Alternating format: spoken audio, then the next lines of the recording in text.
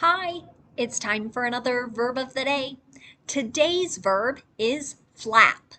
Let's take a look at some of the definitions or ways that we use this verb. The first way you might hear flap used is to mean to flutter or wave around. For this particular definition, I'd encourage you to think about a flag, one that is moving back and forth or waving back and forth in the wind. That's what this first definition is all about. The second way you might hear flap used is to mean to wave something around, or maybe you're waving it at someone or something, perhaps to get its attention. Okay? Sometimes, as people try and catch a taxi or a cab, they might flap their arms to try and signal their interest. A third way you might hear the verb flap used is to refer to birds and other animals that move its wings up and down just as it's beginning to fly or even mid flight, in the middle of flying. You should know that flap is a regular verb. To make the progressive tense, I'm going to add an extra P before I add ing. And the reason I'm doing that is I have a one syllable verb. It ends with a final consonant. We've got that CVC pattern here. And so that's why I'm doubling the consonant there. We're also going to double the consonant in our past tense and participle forms. So I will add a second P, then I'll add ed. Our base verb, flap, ends in an unvoiced P sound. So our past tense ending is going to make a T sound. Flapped, flapped. Now, I just have one phrasal verb for us to look at, and that is the phrasal verb flap around. It ties back to our first definition. Think of something waving back and forth in the air.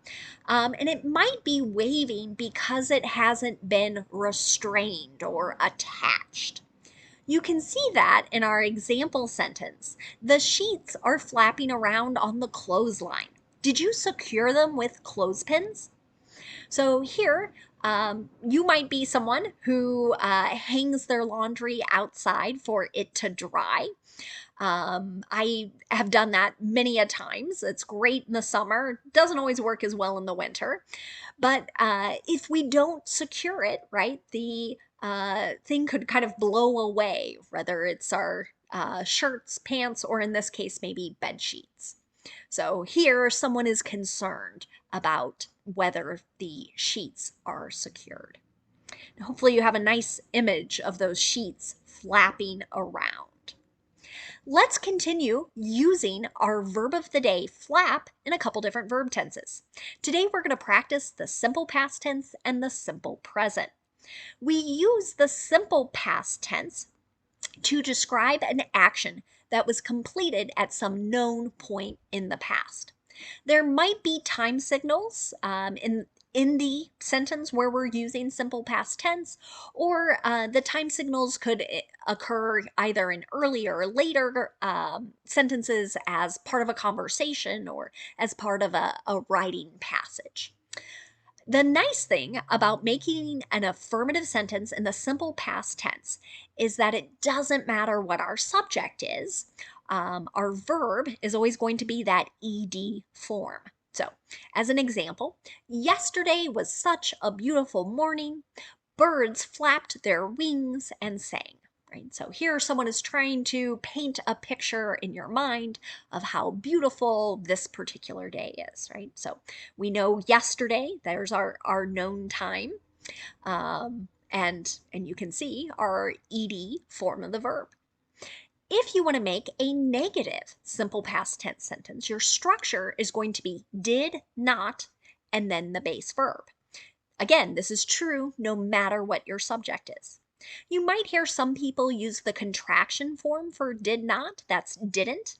You can see that in my example sentence. The spilled items didn't flap around. So here, these are things that are not secured or not restrained, but nevertheless, they did not wave around in the air. Lastly, if we want to make a yes or no question in the simple past tense, we're going to start with did, then we're going to have our subject, then the base verb. An example of this, did your flag flap in the breeze? Okay. So notice with the negative and our yes or no questions, we're not using the ed form of the verb. We only do that in the affirmative. Now let's take a look at the simple present. We use this verb tense to talk about habits and routines. We also use it to discuss facts. And the thing we need to pay attention to here, though, is our subject. Okay? If our subject in the simple present is I, you, we, or they, we will use the base verb. But if our subject is he, she, or it, we're going to change the form of the verb. Generally, that's adding an S, possibly an ES, or there could be other spelling changes based on the verb itself. But here, we would just add an S to flap, flaps, if we had a singular subject. But in my example sentence is plural. I have elephants. Elephants flap their ears to cool themselves. This is a fact. This is why we're using the simple present here to describe that. It can also be their habit or routine. When they're hot, they're going to move their ears up and down. Now, if you want to make a negative sentence in the simple present, again, we have to pay attention to our subject. If our subject is I, you, we, or they, we're going to use do, not, and then the base verb. You might also hear don't and the base verb. The meaning is the same. But if our subject is he, she, or it, we're going to use does not and then the base verb. An example of this, experts don't flap around or wave objects when they see bats. Okay? So again, we might be describing another fact. We also might be describing someone's habit, and they might be sharing this information with people who are going into a cave for the first time to explain what not to do. Finally, if you want to ask a yes or no question in the simple present, start with do or does, whichever form matches your subject. The subject comes next, and then we're going to use our base verb. So again, notice in the negative in our yes or no questions, we're not using the form with an S. We only use that in the affirmative with he, she, and it as our subject. An example of a yes or no question in the simple present, does the world's heaviest bird flap its wings to fly? Right? Again, that idea of moving their wings before they begin to fly or during the midst or the middle of one's flight. Now, let's spend a moment looking at some words that are related to our verb flap. And the first word we're going to look at is just the noun form. So exact same spelling, exact same pronunciation. The noun flap could be referring to some object, something, and this could be cloth, it could be paper, it could be metal, that is either hinged or attached to one side of an object, and it's either going to cover or it's going to hang down from something. Okay? So an example might be here, don't seal the flap of the envelope yet. Okay, so I've included a picture here. Hopefully this part of the envelope, that's the flap. Okay, it is at this point just attached on one side.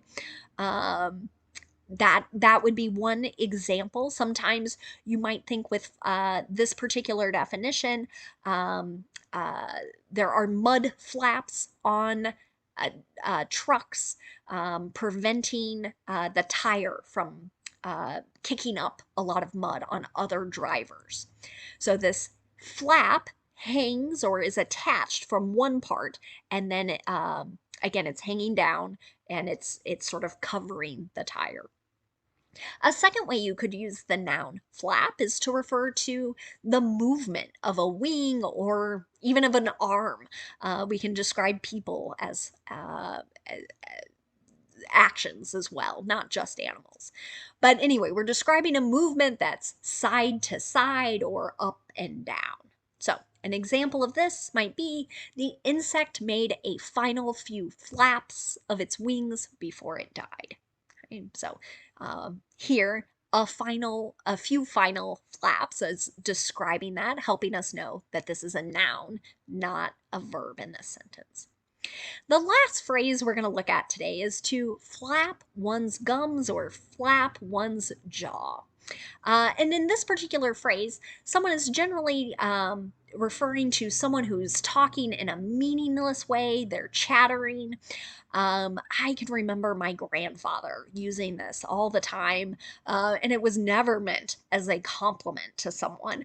But essentially, he would say things like, he never stops flapping his gums. He never stops talking. He might also be a bit aggressive in telling people to stop flapping their gums or stop flapping their jaw. But in that case, right, we're asking someone to stop talking. Now, I would warn you, that's not the kindest way to express that wish or desire. And when I heard my grandfather use this, it was usually done in anger. So, hopefully nothing makes you that angry that you want to use this phrase, and I hope no one else is speaking to you in a very unkind way. But hopefully now you have a better understanding of the verb flap. Thanks so much for watching. I hope you have a great day.